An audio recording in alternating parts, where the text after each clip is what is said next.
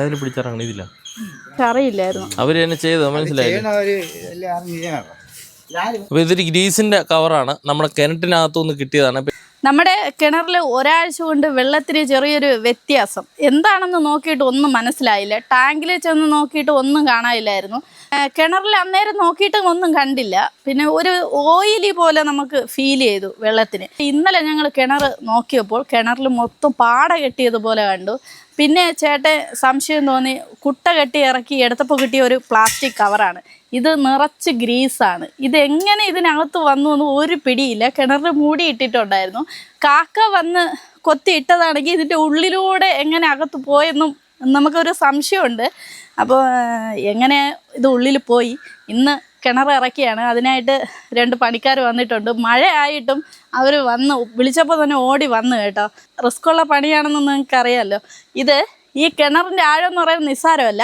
ഏകദേശം 100 അടി താഴ്ച, 100 അടിക്ക് മേളിലുണ്ട്. 100 അടിക്ക് മേളിലുള്ള ഒരു കിണറാണ്. അത് നിങ്ങൾക്ക് കാണുമ്പോൾ മനസ്സിലാകും. നമുക്ക് 100 അടിക്ക് മേളിലുള്ള കിണറാണ്. അപ്പോൾ ഫസ്റ്റ് നമ്മൾ വെള്ളം വറ്റിക്കുകയാണ് ചെയ്യണത്.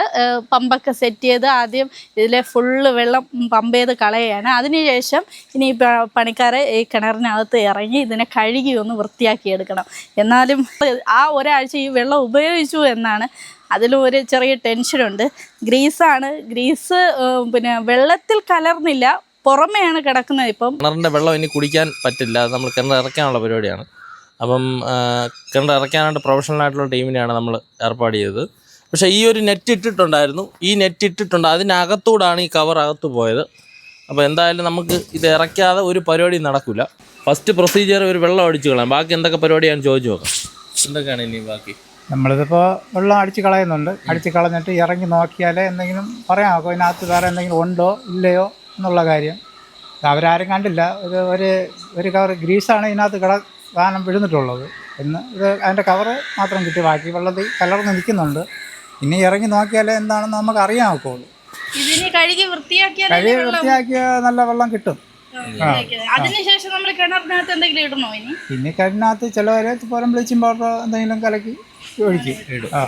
അപ്പോൾ ഇതുപോലെയാണ് ഈ തിരുവനന്തപുരം ജില്ലക്കകത്ത് എവിടെ വിളിച്ചാലും കിണർ കുഴിക്കാനായാലും ഇതിന്റെ പണി മാത്രമേ ഉള്ളൂ. കിണറിന്റെ പണി മാത്രമേ ഉള്ളൂ.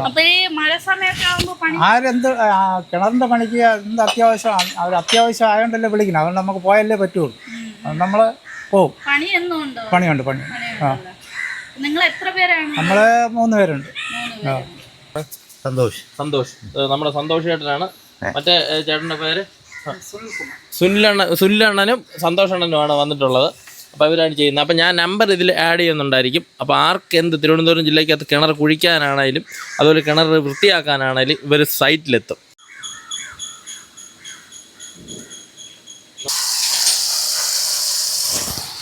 ഇതുവരെ ഞങ്ങളുടെ കിണർ വറ്റിയിട്ടില്ല കേട്ടോ.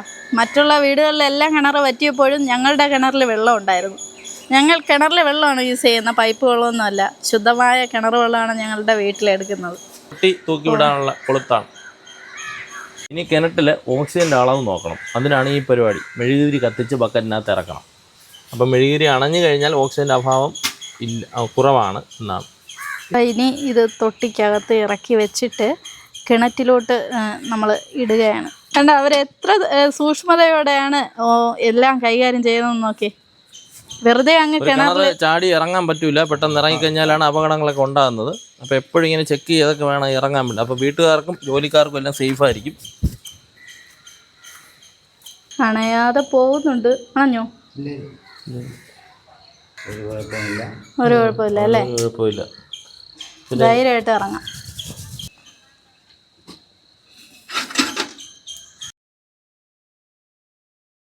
കിണറ്റിനകത്ത് ഓക്സിജൻ ഇല്ലെങ്കിൽ പകരമായിട്ട് കൊണ്ടിറങ്ങുന്ന ഓക്സിജൻ്റെ ഒരു ബാഗാണ് ഈ സംഭവം. വെച്ചുകൊണ്ട് ഇറങ്ങാവൂ, അല്ലെങ്കിൽ റിസ്ക്കാണ്. അതെല്ലാം സെറ്റപ്പ് അവരുടെയിലുണ്ട്.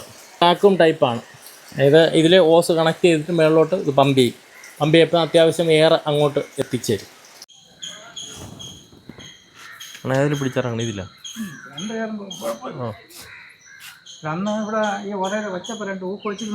അത് തന്നെ. എങ്കിൽ ഇറങ്ങാൻ എളുപ്പം ഉണ്ടായിരുന്നല്ലേ?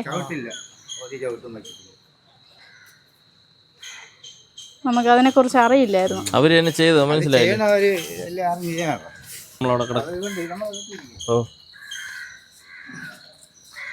ഓ എന്ത് കാണുമ്പോൾ തന്നെ പേടിയാകുന്നു കേട്ടോ. അയ്യോ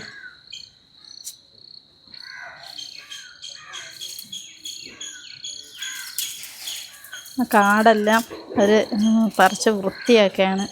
നമ്മുടെ ആവശ്യത്തിന് പെട്ടെന്ന് വിളിച്ചാൽ കിട്ടാത്ത ആൾക്കാരാണ് ഈ കിണർ പണിക്കൊക്കെ പോകുന്ന ആൾക്കാർ. എന്നാൽ ഇവരങ്ങനെയല്ല കേട്ടോ, ഏത് നിമിഷം വിളിച്ചാലും ഓടിയെത്തും. രാവിലെ 7 മണിക്ക് വന്ന് നിമിഷ നേരം കൊണ്ട് തന്നെ ഈ കിണറെല്ലാം വൃത്തിയാക്കി. കാട് പിടിച്ച അവസ്ഥയിലായിരുന്നു നമ്മുടെ കിണർ കിടന്നത്. എന്നാൽ അവർ അതെല്ലാം പറിച്ച് വൃത്തിയാക്കി ചൂലുകൊണ്ട് അടിച്ച് പുത്തൻ കിണർ പോലെ നമ്മുടെ കയ്യിൽ തന്നു. ഇവർ കിണറിന്റെ എല്ലാ പണിക്കും പോകുന്നവരാണ് കേട്ടോ. മാത്രമല്ല പില്ലർ കുഴി എടുക്കാനും ഇവർ പോകുന്നുണ്ടെന്നാണ് പറഞ്ഞത്. സത്യത്തിൽ ഇവർ കിണറിനകത്ത് ഇറങ്ങുന്നത് മുതൽ കയറുന്നത് വരെ ഉള്ളിലൊരു ടെൻഷനായിരുന്നു. ഇവർക്ക് ആ തൊഴിൽ ചെയ്യുന്നത് കൊണ്ട് അവർക്ക് ഭയം കാണില്ലല്ലോ, എന്നാലും കണ്ടുകൊണ്ട് നിൽക്കുന്ന നമുക്കായിരുന്നു കൂടുതലും ഭയം. എന്തായാലും ആത്മാർത്ഥമായി ജോലി ചെയ്യുന്ന 2 പേരെയാണ് നമുക്ക് കിട്ടിയത്.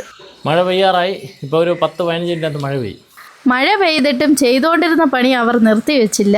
2 മണിക്കൂർ കൊണ്ട് നമ്മുടെ കിണർ അങ്ങ് വൃത്തിയാക്കി കയ്യിൽ തന്നിട്ടുണ്ട്. എല്ലാം കിണറ്റിനകത്തുള്ള പണികളെല്ലാം ക്ലിയർ ആക്കിയിട്ടുണ്ട്. നല്ല കഴുകി വെള്ളമിറക്കി വൃത്തിയാക്കിയിട്ടുണ്ട്. എല്ലാ സഹകരണം നമ്മളെ വണ്ടിക്കകത്തുണ്ട്. എപ്പോഴും വിളിച്ചിരുന്നാലും നമ്മൾ വന്ന് ചെയ്തു തരുന്നതാണ്. എത്ര ആഴായാലും കുഴപ്പമില്ല. എത്ര ആഴമുള്ള കിണർ കുഴിക്കാനായാലും ഇറക്കാനായാലും എല്ലാത്തിനും എല്ലാ സെറ്റപ്പിനും അവരുടെ സകല സജ്ജീകരണം വണ്ടിക്കകത്തുണ്ട്. ഓട്ടോയിൽ അവരെത്തും. എല്ലാം എല്ലാ സെറ്റപ്പ് ഓക്സിജൻ ബാഗ് ഉൾപ്പെടെ എല്ലാ സജ്ജീകരണങ്ങളും ഉണ്ടെന്ന് പേടിക്കേണ്ട കാര്യമില്ല. നിങ്ങൾക്ക് റിസ്ക് ഇല്ല. മനസ്സിലായില്ലേ? മറ്റൊരാളുടെ ഈ സജ്ജീകരണം ഒന്നുമില്ലാതെ കിണറ്റിൽ ഇറങ്ങാൻ പാടില്ല. അത് പിന്നെ ബുദ്ധിമുട്ടാണ്. 2 മണിക്കൂറുണ്ട്. നമുക്കൊരു 2 മണിക്കൂർ കൊണ്ട് ഏകദേശം പരിപാടികൾ. അത് യാറില്ലാത്തതുകൊണ്ടാണ് ഇത്രയും പെട്ടെന്ന് തീർന്നത്. ഇല്ലെങ്കിൽ യാർ അടിച്ച് കളഞ്ഞതിന് ശേഷം പിന്നെ വീണ്ടും 2 മണിക്കൂർ കൂടുതൽ എടുക്കും. അപ്പം നമ്പർ ആഡ് ചെയ്യുന്നുണ്ട്. ആവശ്യമുള്ളവർ ആരായാലും വിളിച്ചാൽ മതി, അവരെത്തും.